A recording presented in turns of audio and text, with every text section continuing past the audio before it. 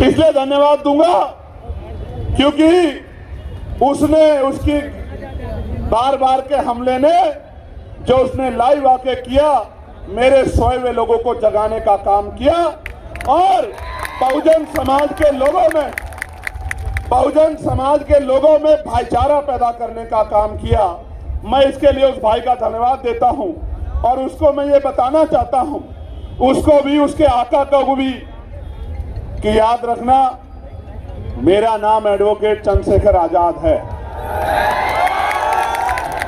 मैं किसी का कर्ज उधार नहीं छोड़ता हूं। राजकाज बनने दो, सूद समेत अगर कर्ज नहीं उतारा तो मेरा नाम चंद्रशेखर आजाद नहीं, याद रखना। प्यारे साथियों, मैं इसलिए नहीं कहना चाहता उन लोगों पे कुछ भी क्योंकि वो एक सोची समझी साजिश से काम कर रहे हैं। उनको पता आजाद समाज पार्टी ताकत बना रही है और वो ये भी जानते हैं कि चंद्रशेखर आजाद और तमाम साथी आजाद समाज पार्टी के मरने मिटने को तैयार हैं, लेकिन बहुजन समाज के अधिकारों को छीनने नहीं देंगे। इसलिए वो जानबूझ के हमारे जो नौजवान शक्ति है उसको पथ भ्रष्ट करना चाहते हैं, उनका ध्यान इधर उधर करना चाहते हैं। मैं आपको कहना चाहता हूं, ऐसे किसी व्यक्ति पे मत ध्यान दो, अपने काम पे ध्यान दो। अगर आप मेरी बात पे पहरा देके अगले 6-7 महीने उस पे काम करते रहे, मैं गारंटी से कह सकता हूं कि पूरे उत्तर प्रदेश में किसी गरीब की तरफ आंख उठाने वाला कोई गुंडा बचेगा नहीं। मेरी बात को आप याद रखना। प्यारे साथियों, उत्तर प्रदेश के क्या हाल है? उत्तर प्रदेश में ऐलानिया कत्ल हो रहे हैं, ऐलानिया कत्ल। अभी बदायूं में ऐलानिया कत्ल हुआ।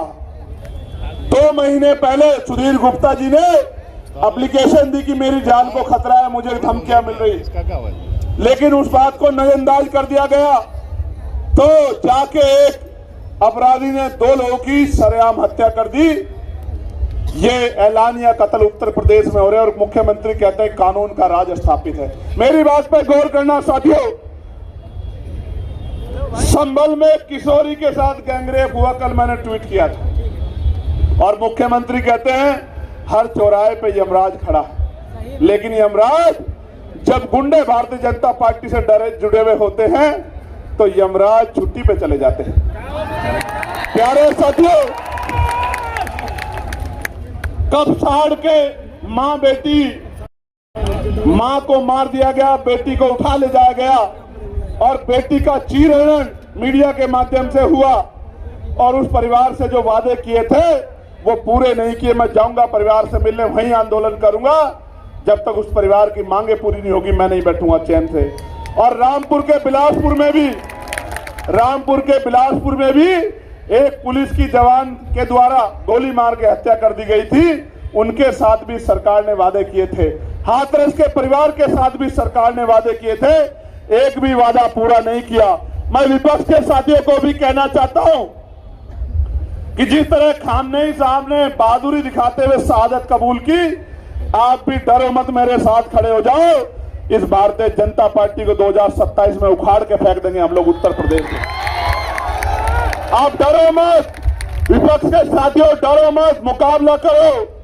शहादत जिनके हिस्से में शहादत आएगी, समाज उनको याद भूलेगा नहीं।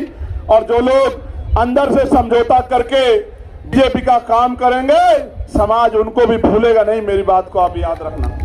प्यारे साथियों, शाहजहांपुर में पाल समाज के हमारे एक बुजुर्ग के कान पर लगे अपमानित करने का काम हुआ। यह है उत्तर प्रदेश की सरकार जो बहुजन समाज के लोगों को अपमानित करती। इसलिए बहुत सारी घटनाएं तो मेरी में है। भदोही में मामूली से हैंडपंप के विवाद में जयसलाल सरोज जो चौकीदार थे, पेट्रोल डालकर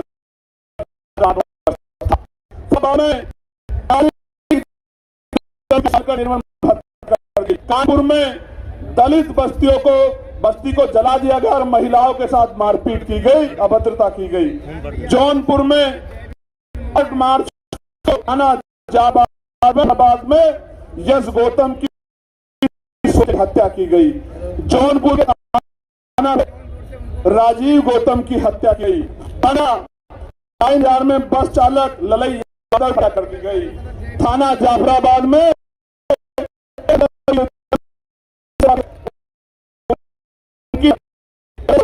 लखनऊ में सूरज गौतम नाम के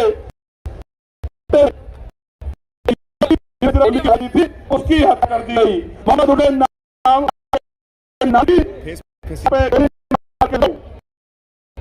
हत्या कर दी। बालागंज में निषाद समाज की युवती की निर्मम हत्या दुष्कर्म का विरोध करने पे कर दी गई। बाराबंकी में मोहम्मदपुर थाना क्षेत्र से 100 मीटर की दूरी पे निषाद समाज की पेट्रोल डालकर जिंदा जलाकर हत्या का मामला सामने आया। और राज्य में दलित छात्रों के साथ भेदभाव का इतना बड़ा मामला सामने आया। ये सारी बातें दिखाई देती हैं कि उत्तर प्रदेश में, और छोड़िए जिस तरह का घटनाक्रम सरेआम गुंडागर्दी घुसने नहीं देंगे, पैर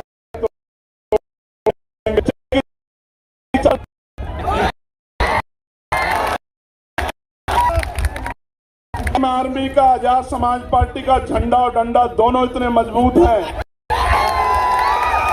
और मैं बता देना चाहता हूं कि हम चमड़ा उतारते हैं, उसका जूता बनाना भी जानते हैं और समय आने पर सर पे पटक के मारना भी जानते हैं। इस बात को भूले ना कोई भी। प्यारे साथियों, हमें ऐसे गैर जिम्मेदारी बातों में आके गैर जिम्मेदारी यहाँ के कुछ अति ऊर्जावान और गैर जिम्मेदार नौजवानों ने दिखाई, किसी के इशारे पे उन बातों में आके हिंसा के और असंवैधानिक रास्ते पे नहीं जाना। मुझसे वादा करो ऐसे कैसे गुंडों के चक्कर में नहीं पड़ोगे, गुंडे के चक्कर में नहीं पड़ेंगे और अनुशासन में रह के संवैधानिक दृष्टिकोण से महापुरुषों के रास्ते पे चलने का काम करोगे। महापुरुषों के रास्ते पे चलेंगे। प्यारे साथियों, मैं कहना नहीं चाहता था, लेकिन बात बनी जरूरी है। हालांकि मैं इन सब चीजों से डरता नहीं, लेकिन प्रशासन को भी पता हो